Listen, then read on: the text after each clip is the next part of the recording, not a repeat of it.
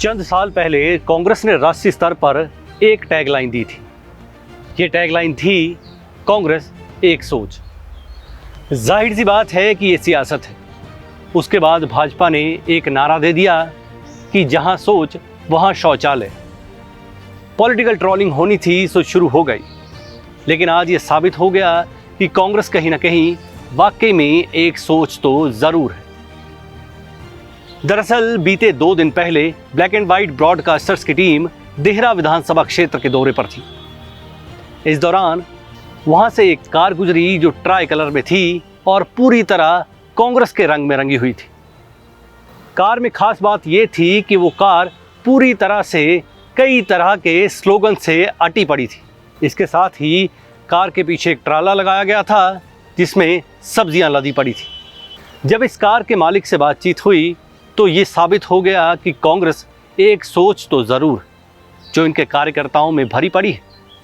चलिए इस कार के साथ उस बहुआयामी सोच के सफ़र पर चलते हैं जो इंसान से लेकर जानवर तक असर दिखाती है। तो जनाब ये है वो कार, और जो कार चालक हैं उनका नाम है मुकेश वालिया। मुकेश की विचारधारा कांग्रेस की विचारधारा में लिपटी हुई मिली। सबसे पहले तो बात उन मानवीय पहलुओं की करते हैं जो आज के दौर में सिर्फ एक फैक्टर बनकर ही रह गए हैं और इनका फ्यूचर नजर नहीं आता है। लेकिन मुकेश का जो काम करने का तरीका है वो ये साबित करता है कि ऐसे ही लोगों की वजह से शायद कांग्रेस का फ्यूचर भी कहीं न कहीं महफूज है। जरा नजर डालिए उन स्लोगन्स पर जो इस कार के आसपास लिखे हुए थे। आज के दौर में यहाँ धार्मिक उन्माद चरम पर है, वहीं मुकेश जैसे कुछ लोग भी हैं जिनके लिए इंसानियत परम है। ये देखिए बेजुबान पशुओं के लिए क्या लिखा है। हम में भी खून है, हड्डियां हैं, बहुत दर्द होता है पर हम बता नहीं सकते। सच में दिल को छूने वाली बात थी। स्ट्रीट डॉग्स की तो बात ही छोड़िए, अब तो सड़कों पर असहाय फिर रहे गोवंश पर भी लाठियां बरसती अक्सर दिख जाती। लेकिन दाद देनी होगी मुकेश की उस सोच की जो विचारों का मलहम आम आदमी की सोच पर लगाती नजर आती है। मुकेश पूर्व में नगर परिषद देहरा गोपीपुर के पार्षद रह चुके हैं। मुकेश की गाड़ी सड़क पर सब्जियों से लदी घूमती नजर आती है, लेकिन अगर आप दिल से गौर करेंगे तो आपका दिमाग भी गवाही देगा कि मुकेश आम जनता में सरोकार लेकर घूमते हैं, ना कि सरकारों की तरह अपना आकार लेकर। इस बंदे के दिल में इतना प्रेम है कि अगर ये पशुओं के लिए चारे की गुहार भी लगाते हैं और ये गुजारिश भी करते हैं कि पशु को दिए जाने वाले रसोई की वेस्टेज में कोई कांच का टुकड़ा ना डाले। कोई गाय घायल हो या कोई कुत्ता घायल हो उसकी सेवा के लिए लगते हैं, और जो बेसहारा पशु उनके लिए हम घास भी डालते हैं। जो उसमें थोड़ी सी मती कमाई बढ़ती है वो अपने परिवार के लिए और थोड़ा बता इन बेसहारा पशुओं के लिए रखते हैं हम। इनको आप डरा सकते हैं, मारो मत, इनको डराओ, इनको भगा दो। ये बेचारे आपके पास इसलिए होते हैं कि कुछ खाने के लिए दे दें, बाकी कुछ नहीं है इनके पास। ये ऐसे घूमते हैं कि हमें कुछ खाने के लिए कोई सूखी वोखी रोटी दे दे या घर में कोई बाहर कोई खाना रख जाए, लेकिन उसमें कांच न डाले बस। क्योंकि हमने कई गायों को इलाज किया कि उसने खाने में केले के सिक्कड़ साथ में शीशा टूटा भी डाले, उसकी जीभ में छेद पड़ गया। वो ऐसा काम ना करे, जो कांच है वो हमेशा अलग रखे।